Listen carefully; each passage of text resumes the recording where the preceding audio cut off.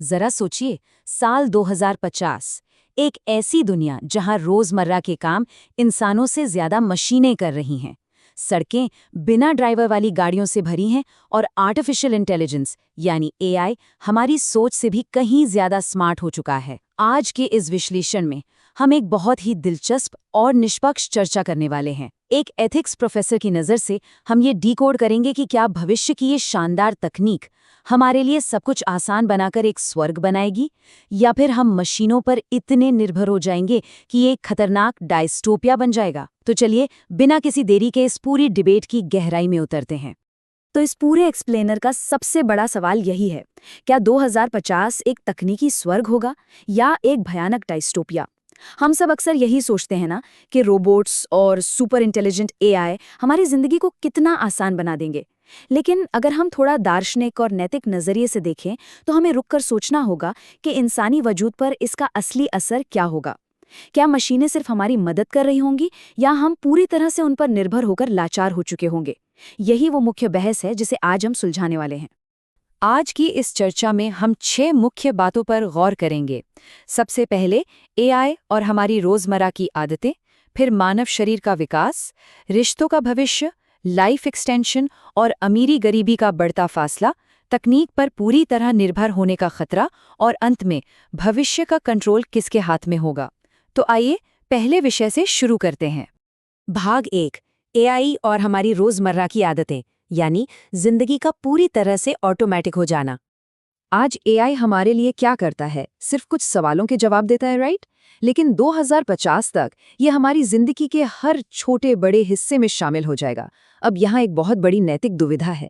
एक तरफ देखिए, कमाल की सुविधा है। आपका एआई असिस्टेंट आपके उठने से पहले ही आपका ब्रेकफास्ट ऑर्डर कर देता है, आपकी हेल्थ चेक करता है और पूरा दिन प्लान कर देता है। सुनने में कितना अच्छा लगता है ना?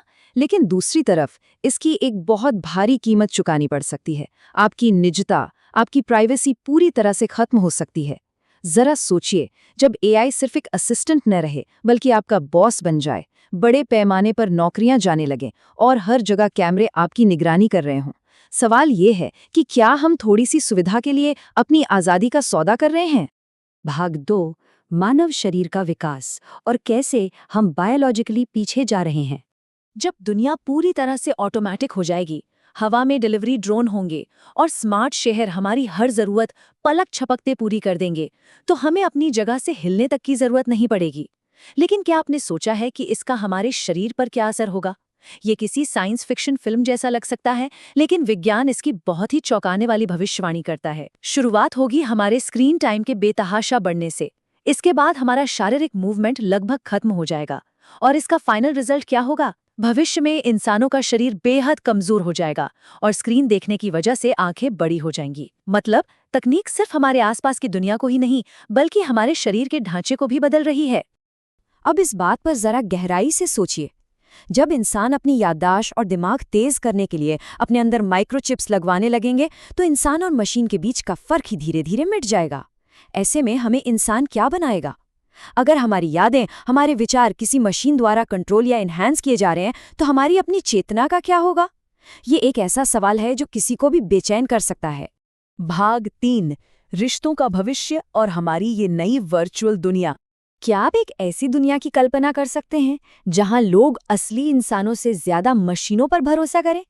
ये कोई मजाक नहीं है, ये हमारी संभावित सच्चाई है। तकनीक सिर्फ हमारी काम तक सीमित नहीं रहने वाली, ये हमारे रिश्तों को भी पूरी तरह से बदल कर रख देगी। जब लोग असली दुनिया को छोड़कर वर्चुअल रियलिटी में अपना ज्यादा समय बिताएंगे और अपने एआई पार्टनर्स के साथ भावनात्मक रिश्ते बनाएंगे, तो क्या होगा? क्या ये तकनीक हमारे अकेलेपन को दूर करेगी या हमें एक दूसरे से और भी ज्यादा काट देगी? जब एक सॉफ्टवेयर आपका सबसे अच्छा दोस्त बन जाए, तो समाज का पूरा ताना बाना ही बदल जाएगा। भाग 4, उम्र का बढ़ना और अमीरी गरीबी के बीच बढ़ता हुआ समाज। मेरे हिसाब से ये आज के हमारे विश्लेषण का सबसे गंभीर और डरावना मुद्दा है। स्क्रीन पर देखिए, एक तरफ वो लोग होंगे जिनके पास उन्नत तकनीक तक पहुंच है। उन्हें एआई डॉक्टर मिलेंगे, बीमारियां तुरंत पकड़ में आ जाएंगी और तकनीक की मदद से उनका बुढ़ापा धीमा हो जाएगा। वो 100 से भी ज्यादा सालों तक एकदम स्वस्थ जीवन जिएंगे। लेकिन दूसरी तरफ जिनके पास पैसा नहीं है वो उसी पुरानी मेडिकल केयर के भरोसे रहेंगे और प्राकृतिक रूप से बूढ़े होंगे। इसका सीधा सा मतलब ये है कि आपकी उम्र इस बात से तय होगी कि आपके बैंक अकाउंट में कितना पैसा है। ये समाज को दो बिल्कुल अलग बायोलॉजिकल क्लास में बांट देगा। ये सिर्फ एक आर्थिक समस्या नहीं है, ये एक बहुत बड़ी नैतिक आपदा है। भाग 5 तकनीक पर पूरी तरह निर्भर होने का खतरा। ताश के महल की तरह। जब हम अपने रोजमर्रा के कामों, अपनी हेल्थ और अपने पूरे शहर को चलाने के लिए मशीनों पर पूरी तरह निर्भर हो जाते हैं तो हम बहुत बड़ा रिस्क ले रहे होते हैं।